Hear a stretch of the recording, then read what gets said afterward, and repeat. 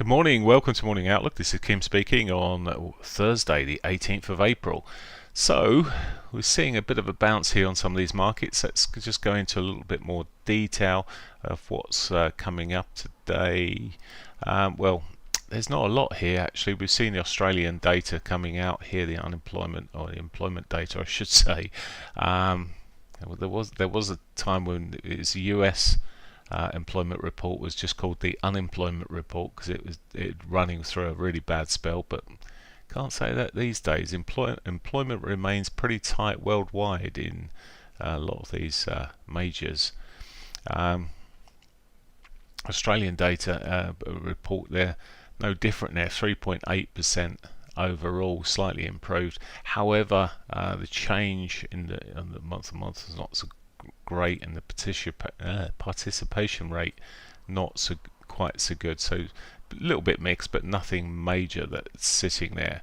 Today we don't have a great deal at all to shout about. We could have a bit of action at 1:30. Jobless claims, that this generally doesn't create too much movement. We've got the Philly Fed Business Index there as well, and the existing home sales a little bit later. They don't tend to create too much volatility these days. So a relatively quiet day in terms of numbers. In terms of speakers, as you can see from the list here, it's huge. There's lots of them basically. Everyone's having a bit of a chit chat about something or other. Not all of those will be, and many of them won't be, anything to do with central bank rates, etc. But all the same, we're seeing quite a few speakers there, and we can't do anything. And you can't. I don't ever try and, unless it's a big speech. I'm not looking to not trade or trade because they're speaking. It's just pot luck really. Anyway, moving on. The euro dollar then, and yesterday we saw a bit of a reversal here. We see a little pivot swing at the lows there. Shorter time frames. Well, we're seeing structural changes. As I said, if it broke the highs between the two lows here, it will trigger the potential for further upside, which is pretty much doing. It's sort of double bottoms, whichever way you want to read it. It's pushing up there at the moment towards the weekly pivot at this stage. Now those weekly pivots could be the resistance point that comes in as we go through. Likewise, they're currently targets potentially. Shorter time frame here, we're sitting in no man's land here, halfway between, well, it's not even halfway, it's nearly into its R1. Touch of that first would see me, I'd be more interested in the R2 at that point. However, we'll see what happens post 8 o'clock. Often we get corrections. Are we going to get a bit of a correction today before it continues? That is the question. Okay, the pound, similar. I can get the pound on, that'd be good. There we go. Similar-ish price action, not quite the same there. A bit more bullish at the moment. It's a bit more choppy, if anything. I'd put an alert on the weekly pivot. It's not come to that yet, and it's a bit slower, just that little bit slower. Struggling a tad more. Now I was looking at that weekly pivot to sell off of or sell on the reaction of that pivot. So we'll see what happens there. But that for sure is a point I'm interested in, but whether it gets there is another matter. Dollar yen, well, we've some Bank of Japan members meeting, etc., but they're not really saying anything at the moment. I say they're meeting, it's more government actually a meeting, but they're not saying anything particularly. They're blaming the weak yen on the strong US dollar. However, if you look through every other market, yen is weak against most of the currency pairs. Anyway, but the dollar's getting the main blame for it. This is still marching onwards. It's broken through its monthly R1. The R2 is really a target there, potentially for the upside. Quite messy looking for long periods of the day. We get these sort of these breakouts, and then it goes pretty sideways. And yesterday I was sort of looking at this at one stage, looked at the retracement back to its daily pivot, thinking, well, there's a possibility if it's done that it should run up there and hit the R1. Fortunately I left it alone. I just didn't like the way it had come back down there. It's just a bit flat, and I must say I'm still very wary of effectively selling the yen at the moment. So this didn't seem like a natural trade for me, so I left it alone, and boy am I glad. There you go. You can admire the ones not only that you took, but sometimes the ones you didn't take. In fact, I've been admiring so many more trades I haven't taken than I've taken recently. Just the way these markets are crumbling, as they say. Aussie dollar had been continuing to run down again, just like the euro. It's pushing up. Nice bear flag we're seeing here at this stage, and yesterday I drew the line across there. Well, it's not too far out. Actually, at one stage there in the afternoon, is it? Yep, 5 o'clock, quite late on. Almost come to break that, but run into it. It's daily R1. It's around my original one of my trend, my pivot lines. Back into that for now, or around that area. Now it's touched the R1 before it's touched the pivot, so again the R2, if it does break through here, could be a target there for the upside. It's structurally changing slightly. There's some soft higher lows in there, and that's why the reason I say soft is because, well, you can make them out just about here, but unlike these lower highs that are clear on the 4 hours, there's no clear higher low there as such. Okay.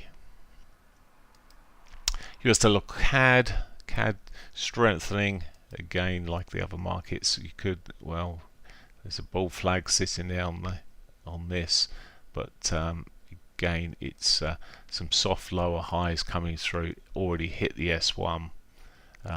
Break of that S1 at some point this morning. Could see us running through to the S2, back towards its quarterly pivot there. It's back to its R1. It's coming back towards. Okay, on the quarterlies. Sorry, that's the yearly pivot. Beg your pardon. There's quarterly pivots there. There you go. R1. There we go.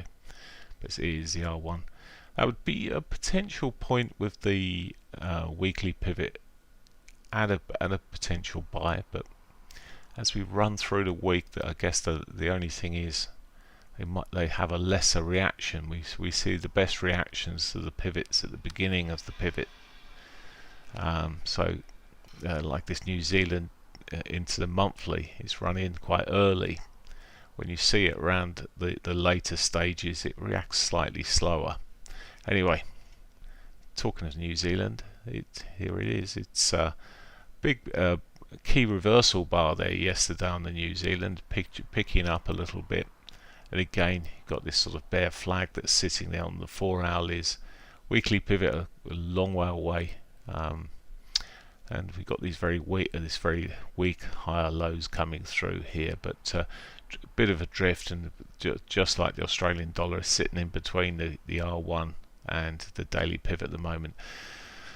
I would much rather see these markets break down, to be fair.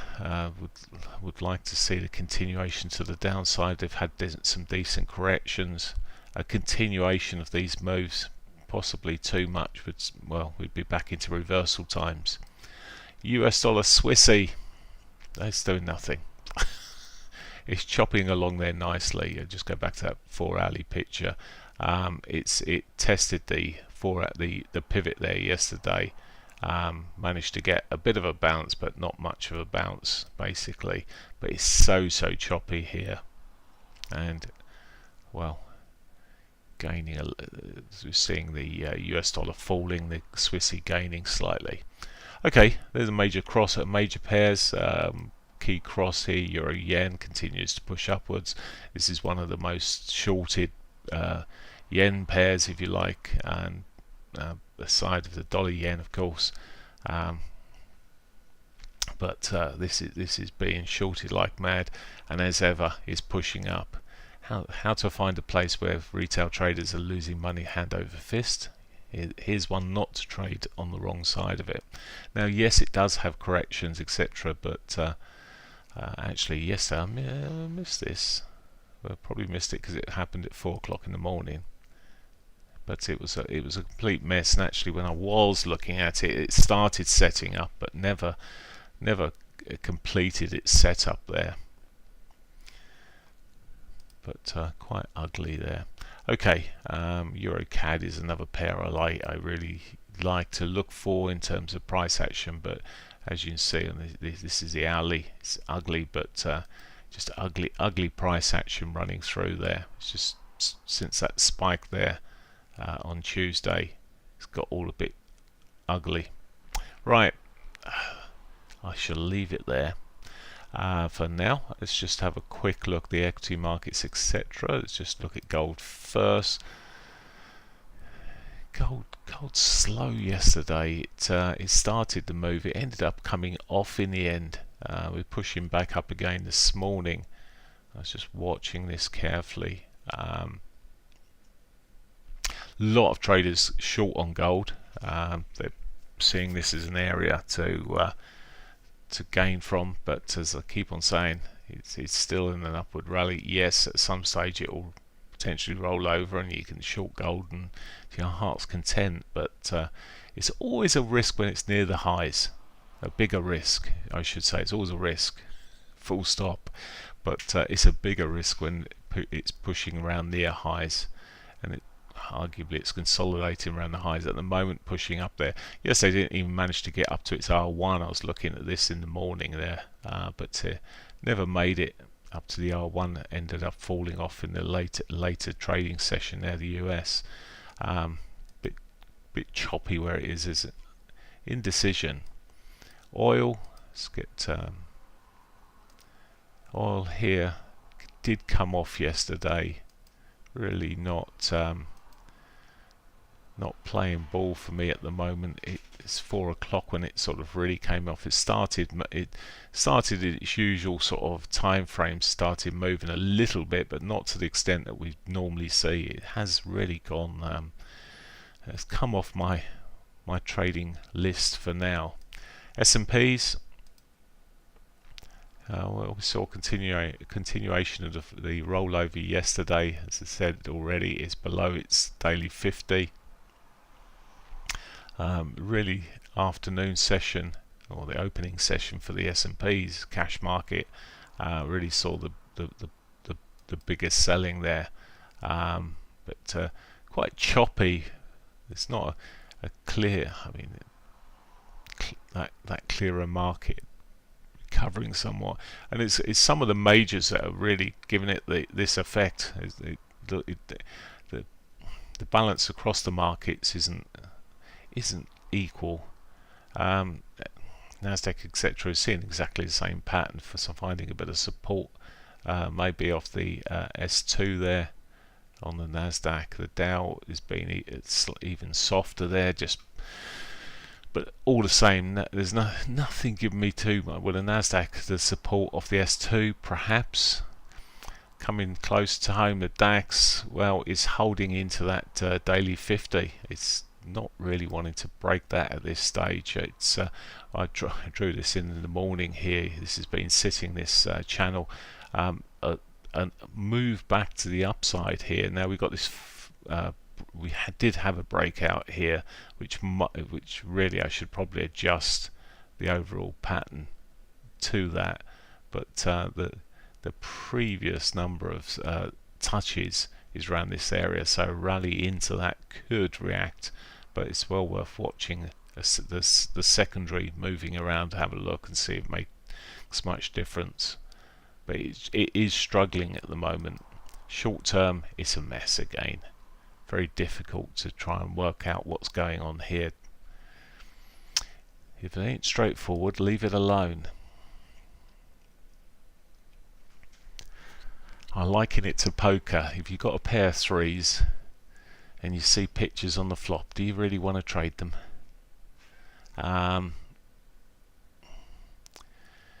Anyway, if you don't play poker, you won't understand a word I've just said. Choppy as anything here. The FTSE on the short term it's got scope to do something. It hasn't had quite such a hard sell as some of the other markets there, but it's stalled. Anyway, there we go. I'll leave that as is for now. I wish you a great day's trading, and I'll catch you in the morning. Bye for now.